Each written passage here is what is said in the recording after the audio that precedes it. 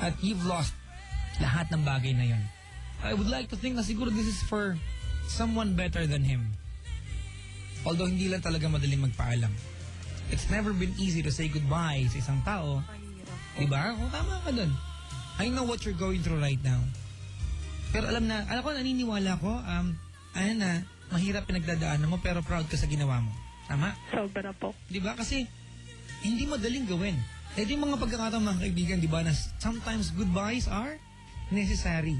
Kinakailang, compulsory siya eh. Sa eksenang ito, diba, you're facing, diba, only one option. Say goodbye. Diba? Because, hindi na tama to be with this person. Alright? Opo. What do you want to tell your ex? Ano tawagan niyo dati? Han. Lakasan mo ha. Alright, dikit mo labi mo sa phone. Go ahead. Vincent. Lakasan mo. Sorry. Sorry kasi alam ko may mga pagkukulam ako. Sorry kasi... Teka lang ate. Pagkukulam?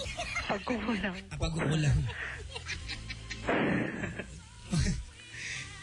Isa pa. Sorry, pinatawa lang. Ate, lakasan mo. Dikit mo labi mo sa phone, kulangin mo ng kamay. Ayun, sorry kasi alam ko may mga pagkukulang din ako. Sorry kasi sa mga times na super gusto mo kong makasama, wala ako sa tabi mo. Sorry kasi kapag may mga away tayo, hindi kita kinakausap. Alam mo naman yung ugali ko, pag galit ako, tahimik lang. Salamat sa lahat. Maraming salamat sa mga memories natin. Hindi kita makakalimutan kahit na ganito nangyari. Sana maging masaya na kayo. Sana mapalaki niyo yung anak niyo ng mabuti.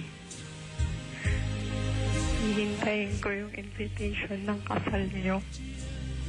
At gusto mong umattend? Hindi naman po sa gustong umattend. Gusto mo lang malaman na ikakasal sila? Opo, kasi alam ko po na matagal ng plano yun. Question. Opo. Halimbawa bukas makatanggap pa ng imbitasyon ng kasal nila. Would that bring you peace of mind? Or would that hurt you some more? Ano po kung bukas? Siguro... Ate, pakilakas. Masakit po na gano'n. Pero syempre, mas magiging masaya po ako kasi may natulungan akong bata. Alright. Alam kong wala namang kasalanan. Ate, pakilakas. Pero alam ko na magiging masaya siya sa ginawa ko kahit hindi niya ako makilala. Alright, Ann, Po? I'm proud of you. Not everyone can do what you did. Diba? It's not an easy decision na gagawin ng isang tao. Magpalaya ng isang taong mahal na mahal mo para lumigaya sa ibang tao. Opo. Ang hirap kaya nun. Diba? It's a complete torture. Alright? I've often said, mga kaibigan, sa programa ko, na you can never be a superman to anyone. Diba? You cannot always save the person na mahal mo. But thank you so much, Anne, for trying to be one. At least you were trying, diba? You've given your best, diba? Opo. Maging maayos lang siya. At sana, after this, wag mo nang pakialaman pa yung kasal nila. You've done so much for this person. Wag mo nang saktan sarili mo. Don't keep track dun sa nangyayari sa buhay niya. Make it, none of your business na yung mga bagay na yon. Alright? Kasi hanggat nakikibalita ka, hanggat gusto malaman yung nangyayari, I don't think makakapag-move on ka. Diba? You will not be ready for someone new. It's all...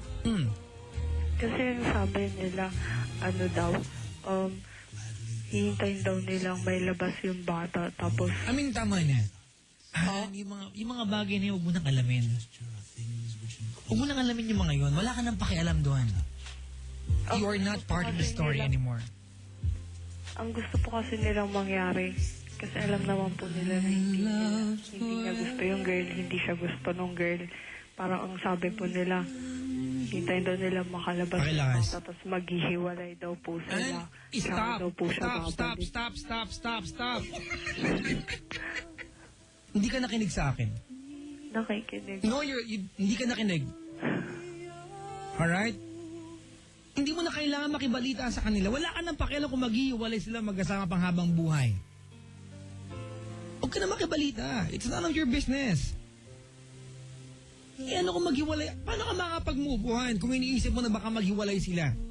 Eh di nag-aantay ka pa rin. Diba? Alam na, andun na tayo eh. Sige na, minahal mo, nakabuntis ng iba. Alam mo, ang kulang sa kwento mo, alam mo kung ano? Alam mo kung ano? Ano? Hindi ka pa nagalit. Diba? Hindi ka pa nagalit. Iniintindi mo siya ng iniintindi. Di ba hindi ka pa nagalit sa kanya? Hindi ko sinabi magtanim ka ng galit. Di ba? Pero kailangan maramdaman mo yan. Di ba? Because he was being unfair sa iyo ng mga time na mahal mo siya. Alright? Opo. Tama na. Pakikibalita ka pa yan. Wala ka nang pakialam kung maghiwalay sila. It's none of your business. Kasi kung iisipin mo nang iisipin yun, eh di mag-aantay ka lang na maghiwalay sila. Paano kung di sila maghhiwalay at naghintay ka? Tuloy ang buhay yan. Nawala siya, tuloy pa rin ang buhay. He is not your world. He's a small part of your big, big world. Alright? Opo. Huwag mo nang isipin na maghiwalay sila. Alright? Opo. Alam natin mahal mo siya. Ginawa mo itong bagay na to, inintindi mo siya kasi mahal mo siya. Opo. Tama? Mahalin mo naman sarili mo. Huwag mong asahan na mamahalin ka na ibang lalaki kung ikaw walang pagmamahal sa sarili mo. Sa'yo mo na magagaling yan bago sa ibang tao. Alright? Opo. Kaya mo na huwag ka na makibalita sa kanya. Huwag ka na makibalita sa kanya. Opo. Tama po yung ginawa ko na nagpalit na lang ako ng number para hindi niya ako masundan. Well, I guess, mahirap yan. Tinitiis mo lahat ng pwede mangyari maganda para sa inyong dalawa. But Tinitiis ko na lang it's the po. right thing na dapat gawin. At naumpisa mo nang gawin, tuloy-tuloy mo na. Diba? Naumpisa mo, tuloy-tuloy mo na. Naumpisa mo na eh. Alright? Opo. Meron ka pang gusto sabihin sa kanya? Good luck sa inyo. Yun. Okay na? Ingat na lang. I love you. Ay, sus. As a friend na lang. Okay. Sige, plastikan tayo. Bahala ka. Sinabi ko naman na po sa kanya kagabi. Ano po, bago pa ako nagpalit ng number, sinabi ko po sa kanya na kung gusto mo magtagal tayo, pilitin mo maging kaibigan mo na lang ako. Ano magtagal tayo? Hindi ko na-gets. Pagtagal tayong ano? Di lang magkaibigan. Alam mo, hindi masama maging magkaibigan kayo. Pero hindi ito yung panahon na maging magkaibigan kayo. Opo, alam ko po. Diba? Hindi pa ito yung pagkakataon. It's just too fresh. Palamig muna. It's going to take a lot of time. A long, long time bago kayo maging magkaibigan. Opo. Alright? Opo. Salamat sa pagtawagan. Salamat din po. Si Arn, mga kaibigan. Wawa naman, no? Kagulat yun, di ba? Yung tipong love na love mo, biglang, oops, teka kumembelar sa iba. Mga kaibigan, tawag sa akin, 8326171.